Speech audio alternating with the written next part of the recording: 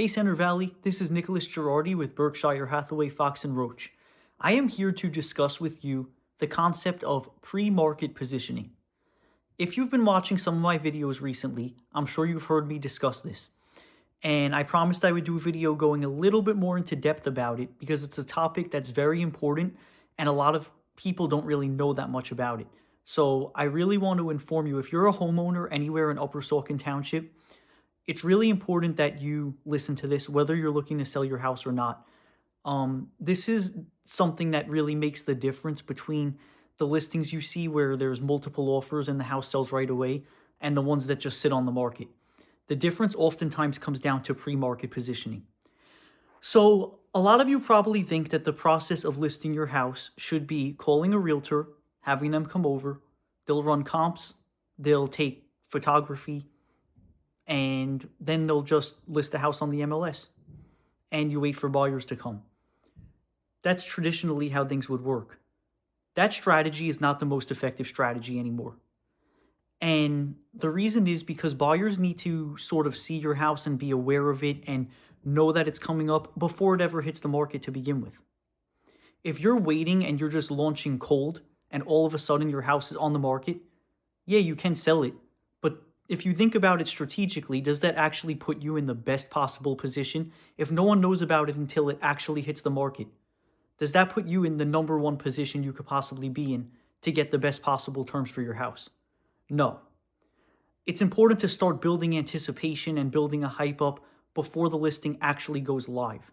And that's why pre-market positioning is so important. So the way that I want you to think about it is, think about if you were a buyer. Naturally, buyers like to compare options. They like to know what their options are. So when your house hits the market, they're not just looking at the price. They're not just looking at the condition.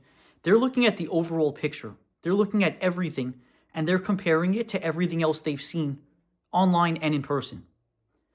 Most buyers start their search online now, and they'll decide whether they want to see your house in person or not based on what they're seeing online.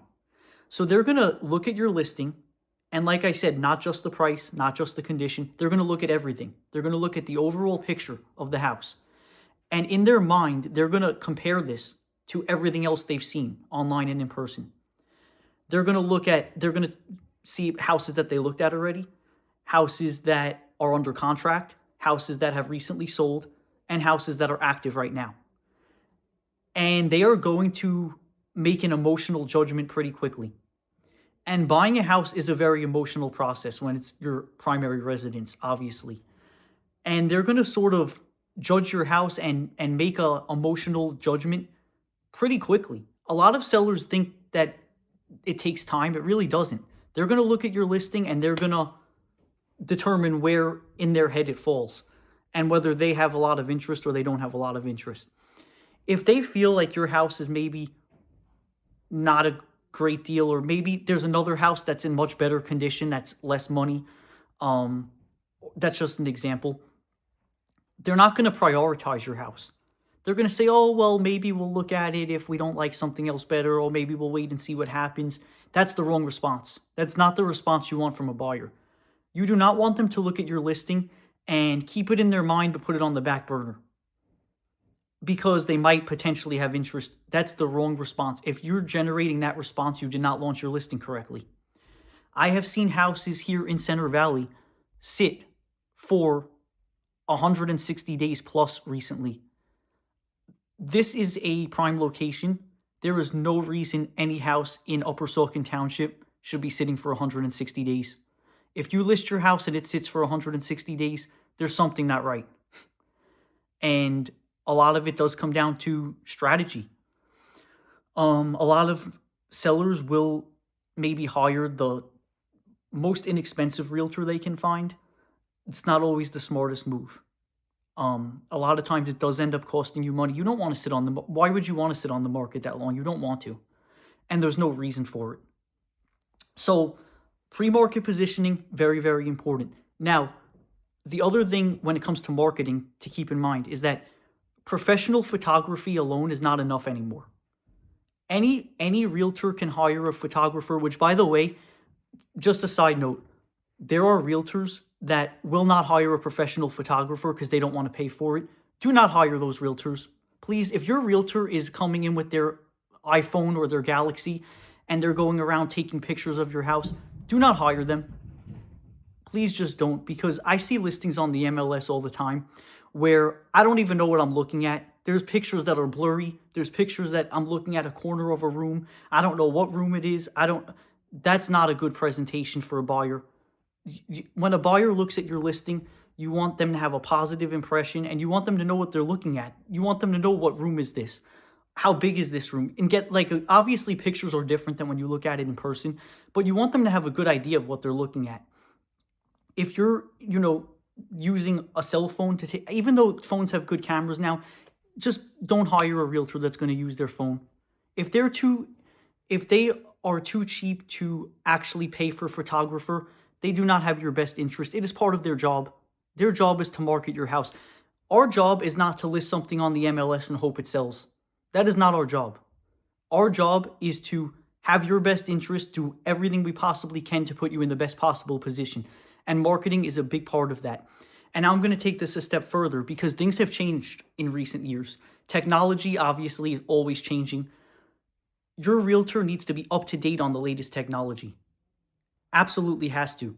So marketing alone is not enough anymore. Relying on the MLS for marketing, that's great, but that should be in addition to everything else. It shouldn't be the only thing you do. And what I'm referring to here is digital marketing. Digital marketing is extremely important. If your agent is not well versed in digital marketing, they are doing you a disservice. And it is a newer concept, and it's something that you need to keep up with, and it's changing all the time. So as a realtor, it's my job to keep up with everything and to see what's changing and adjust accordingly. You can't just rely on tactics from 10 or 20 years ago alone. That's doing a disservice to you as a seller. So now, digital marketing. There's a lot to digital marketing. I'm not going to go into specific detail on and bore you with everything. But obviously, social media is a huge part of it. And when I say social media, I am not talking about putting a Facebook post on and pressing the boost button. That's not what I'm talking about. Anybody can go on their Facebook page and post your listing and say, oh, just listed, oh, open house, and post it. They could even boost it, which, by the way, a lot of agents won't even boost your listing. They don't want to pay for it. You have to ask them these questions. It's very, very important. You have to make sure they're willing to spend their own. As an agent, I spend my own money marketing. You have to make sure they're willing to do that. If they're not willing to spend their own money, they're doing you a disservice.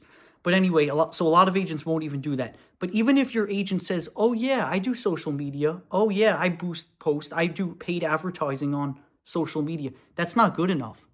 Pressing the boost button is not good enough. There's a lot more to digital marketing and a lot more to social media. And like I said, I'm not going to go into specific detail, but I will walk you through what my process is. I have a different process. Like I said, I'm always staying up to date and paying attention to what's going on. And even now, the use of artificial intelligence. That's another thing. You really should have an agent that utilizes it in a way that's beneficial to you. It's sort of become like a buzzword. Like they might say, oh yeah, I use AI. But a lot of them are maybe using it like to write emails for them or different things. They're not using it they're not using it in combination with digital marketing to pre-position your house. So this is a whole different process. And it's very important that you are aware of it. A lot of sellers are not aware of some of this stuff, and they call a realtor in and the pitch might sound good, but they're not really getting the up-to-date modern technology. And just because I'm doing this other stuff, like I do digital marketing, I have a very complex and detailed social media process going on behind the scenes, doesn't mean that we abandon everything else. It doesn't mean you're not going to have an open house. It doesn't mean that you're not going to be on the MLS. We're still doing all of those things, but we're adding this in to make a very powerful launch so that we launch your house the right way to begin with. It's very important. And like I said, pricing, condition, all of those play a factor. They're all important. But it's more about your house relative to everything else that's active, under contract, recently sold. This is what buyers are going to be comparing in their head. So your house relative to the other houses. That's what creates the emotional judgment.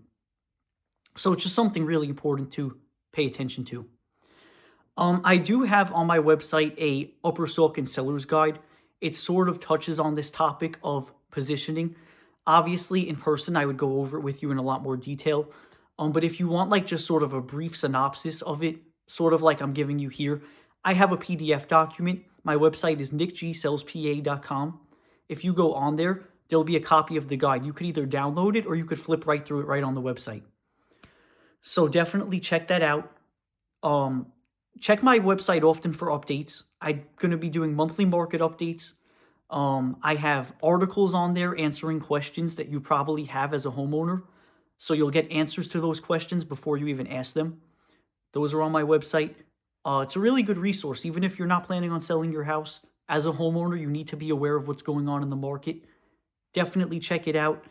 I've been talking for 11 minutes, so I'm going to end it here. But there is a lot more to this than even I was even able to discuss in 11 minutes. So if you ever have any questions on the process or how it works, feel free to reach out at any time. I'd be happy to discuss your specific house and talk about positioning, and whatever questions you have, give me a call, let me know. And like I said, check out my website.